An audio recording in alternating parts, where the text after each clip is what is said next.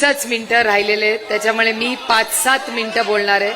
त्याच्यानंतर बाळासाहेबांचं मार्गदर्शन असेल. आपण बापूसाहेब तुकाराम पठारे यांच्या प्रचाराच्या निमित्ताने इथे जमलेलो आहोत. सगळे महत्वाचे प्रश्न हे सुषमाताईंनी त्यांच्या भाषणात सविस्तर सांगितलेले आहेत.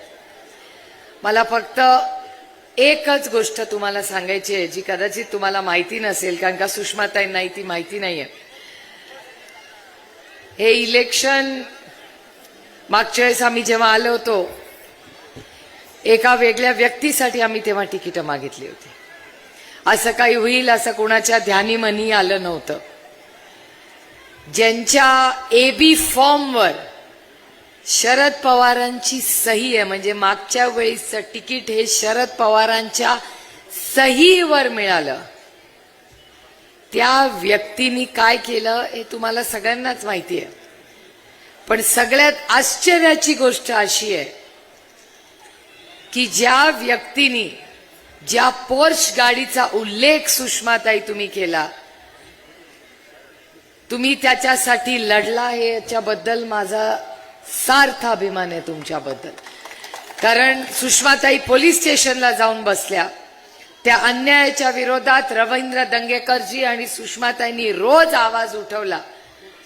आपण सातत्याने पोलीस स्टेशनमध्ये काय झालं याचा उल्लेख सातत्याने करतो, पण सुषमाताई ज्या आई वडिलांचा एक मुलगा आणि एक मुलगी गेली, त्यांचे अश्रू आजही थांबलेले नाहीत.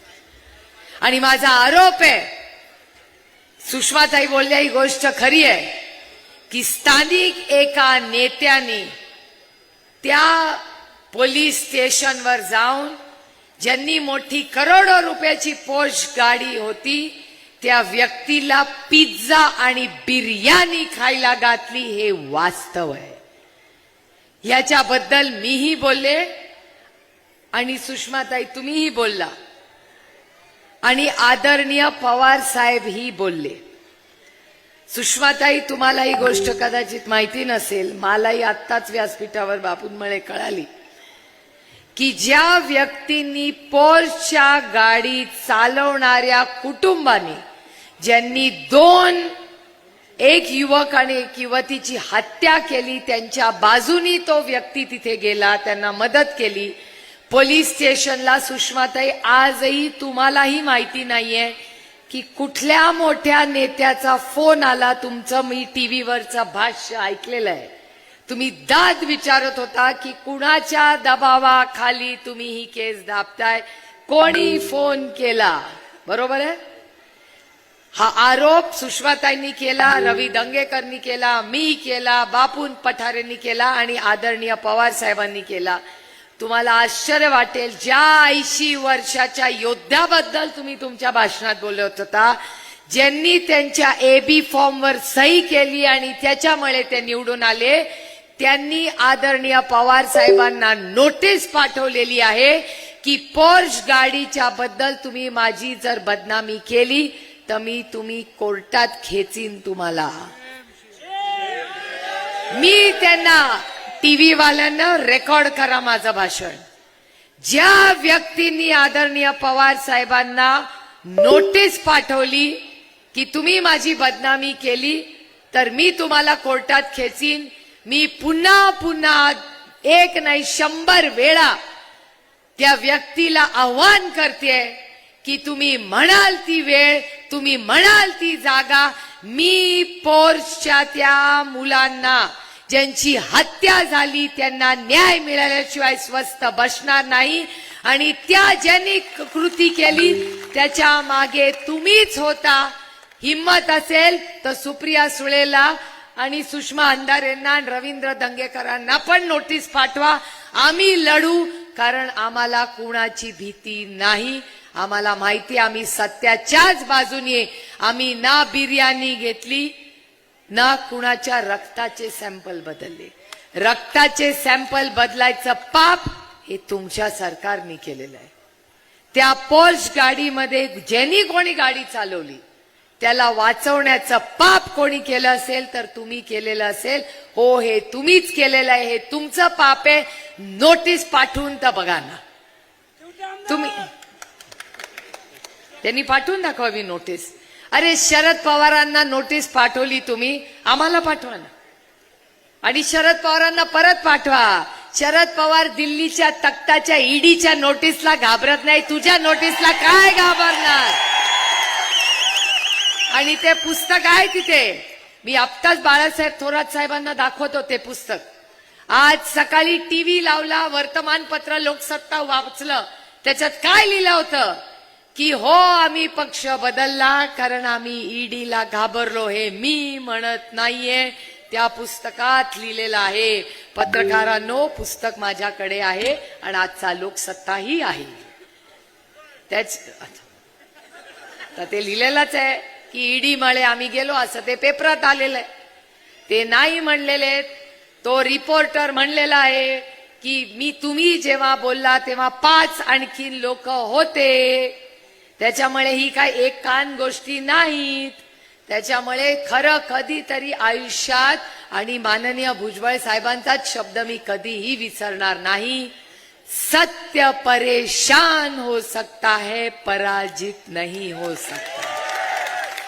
मग ती ईडीची केस असेल किंवा पोर्सची केस असेल, आम्ही या सरकारला कधीही चुकीच्या कामात, आम्हाला कितीही तुम्ही नोटीस पाठवा, आम्ही सत्याच्याच बाजूनी उभं राहणार. आणि जोपर्यंत तो युवा आणि युवती त्या दोघांना न्याय मिळत नाही, सुषमाताई, रवी दंगेकरजी आणि मी स्वस्थ बसणार नाही. या तुमच्या जे होते आधी इथे निवडून आलेले आदरणीय पवार साहेबांच्या सहीनी केलेले जे झाले ना निवडून आले, त्यांना मला विनम्रपणे सांगायचंय, होते आता नाही होणार. आता आपल्याला मला तुम्हाला सांगायचं, आता आपल्याला इथे ताई ज्या जोराने म्हणला, आपल्याला इथे तुतारी वाजवायची. कशासाठी वाजवायची आता लक्षात ठेवा.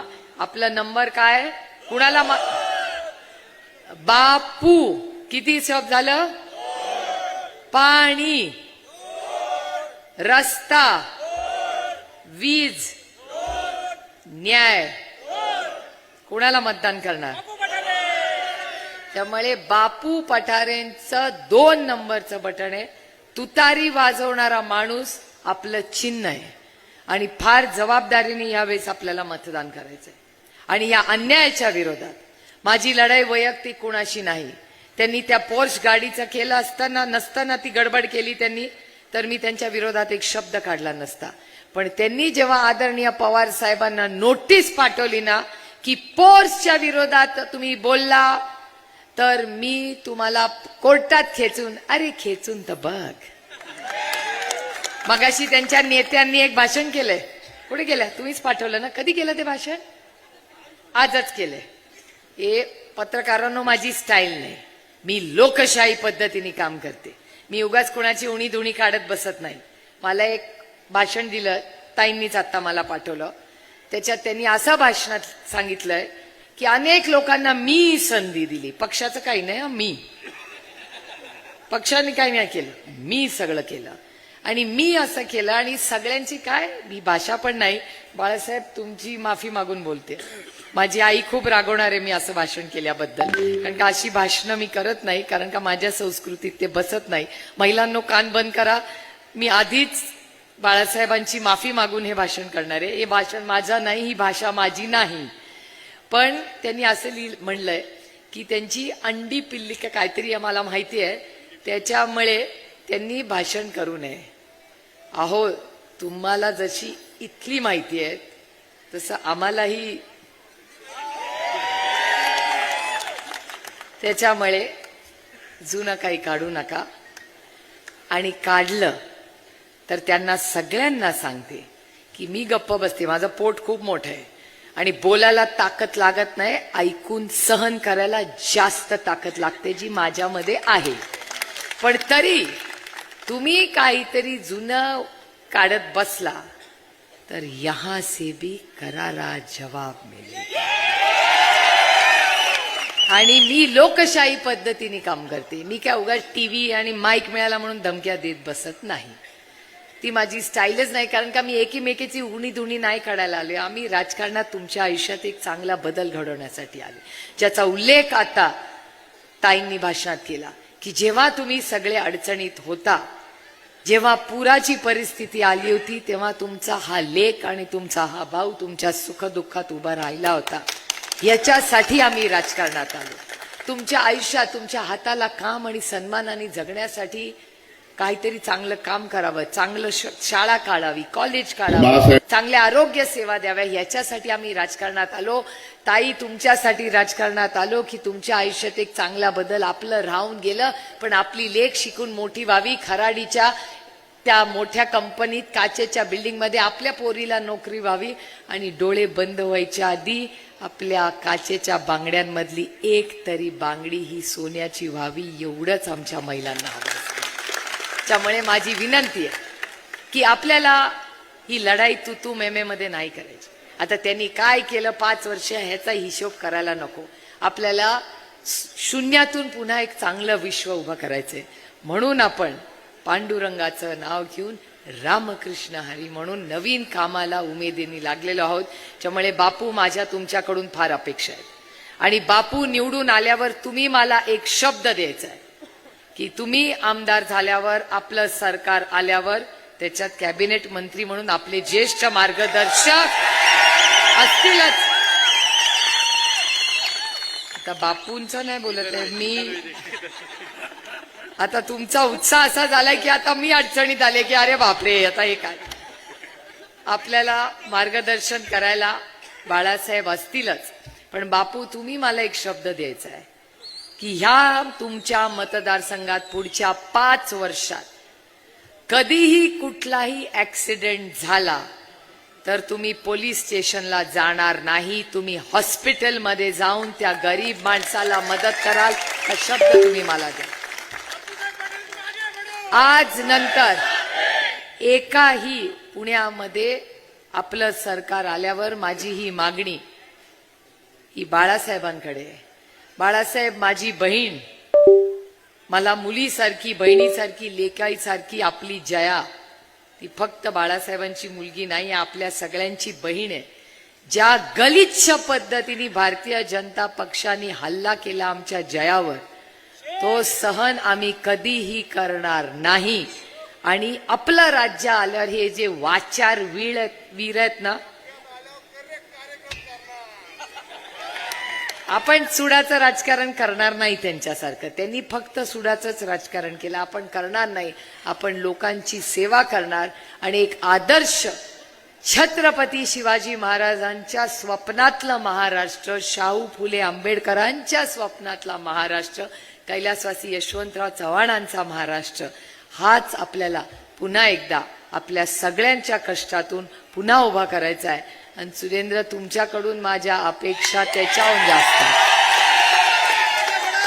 आता पुढे कॉर्पोरेशन वगैरे काय काय आता ते तुम्ही ठरवा काय करायचंय, पण एक कर्तृत्ववान आयुष्यात आई वडिलांना सगळ्यात सुख आणि सगळ्यात दुःख हे आपली मुलंच देऊ शकतात. एक आई म्हणून मी तुम्हाला सांगते.